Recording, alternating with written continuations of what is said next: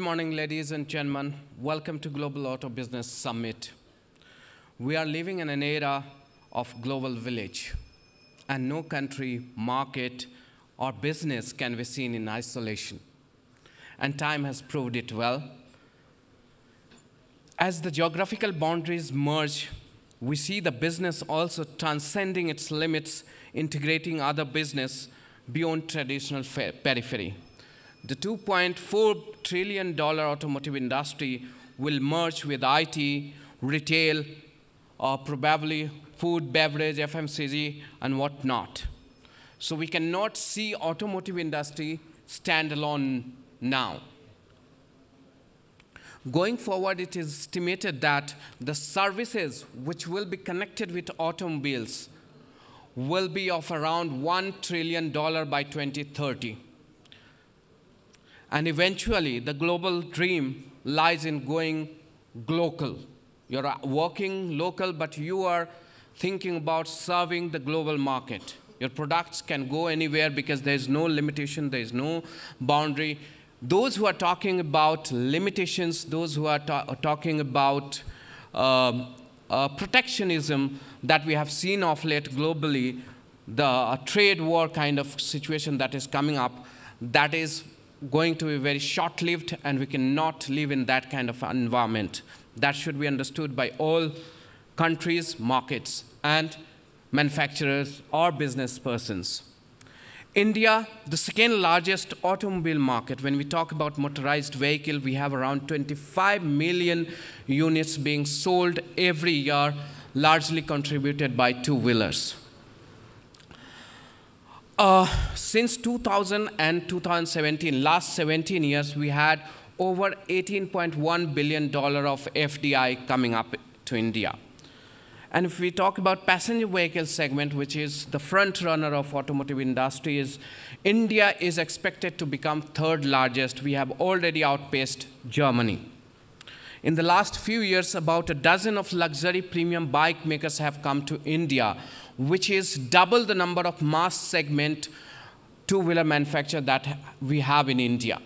If we talk about further luxury segment, car makers like Mercedes have larger product portfolio compared to India's largest passenger vehicle manufacturer, which is Maruti Suzuki.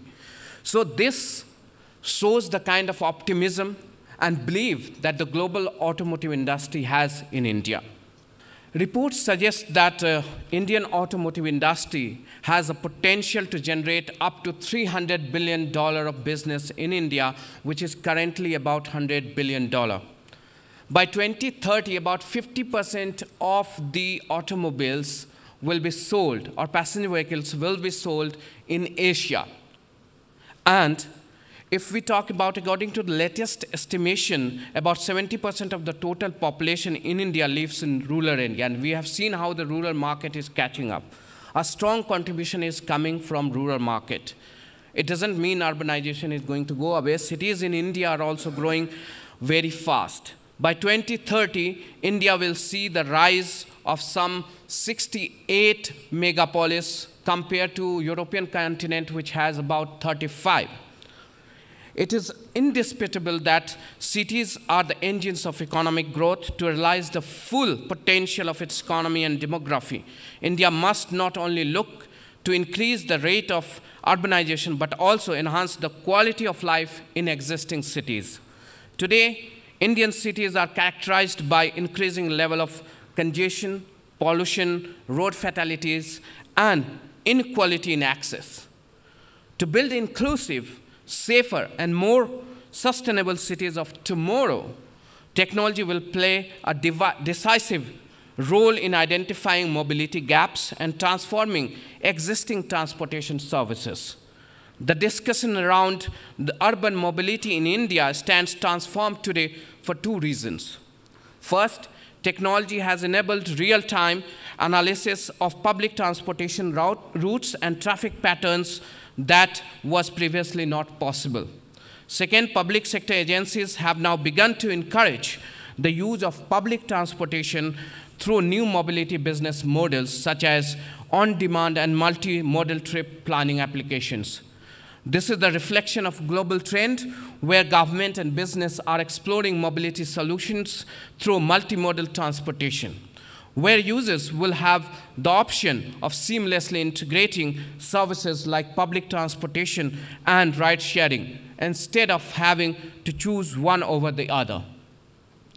Integrated payment systems such as London's Oyster and Singapore EasyLink allow users to opt for different modes of public transportation through single smart cards.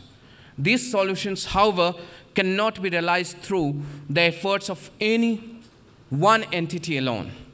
Integration will require collaborative efforts by the diverse set of stakeholders, among them central and state governments, transit agencies, infrastructure developers, transporters, services providers, and data scientists, apart from the countries coming together and exchanging their business ideas will work.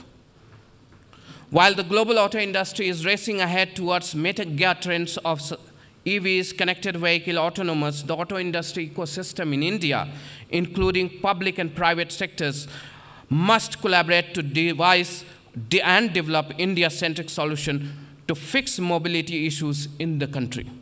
Private car riding, ride-sharing and carpooling services will form only a part of the solution. Policymakers must look at revamping public transportation and infrastructure to transform urban mobility. Both central and state government must ensure the adequate ecosystem is in place before adopting new technology in mobility. For instance, to adopt electric vehicles, cities must have installed sufficient number of charging station. We have to find out a way, is it a PPP model or is it going to even private model can work. Indian urban mobility challenge will only become more acute in the coming decade as cities become more crowded, polluted, and unsafe. Any mobility crisis is a unique one as it involves a multitude of players from transit agencies to ICT entrepreneurs. To meet the mobility challenges effectively, a dialogue between stakeholders is essential to evaluate assets and to devise innovative mobility solutions. I hope our gathering of best minds from our industry today will help us understand all those unknown challenges, brainstorm on all possible solutions, and prepare a framework for the transformative mobility model. This model will become a benchmark for policymakers and entrepreneurs in both India and world to provide customized, safe, and sustainable transformation. I'm sure India will provide a great platform for the global thinker, marketeers, or the industry people because this is the market that is one of the fastest growing. And if we look at for Indian manufacturers, the world is opening up and the quality of Indian manufacturers has grown leaps and bounds. So the world has become staged for Indian manufacturers to perform. With this, I would like to end this speech. Thank you so much for coming to Global Auto Business Summit. Thank you, sir.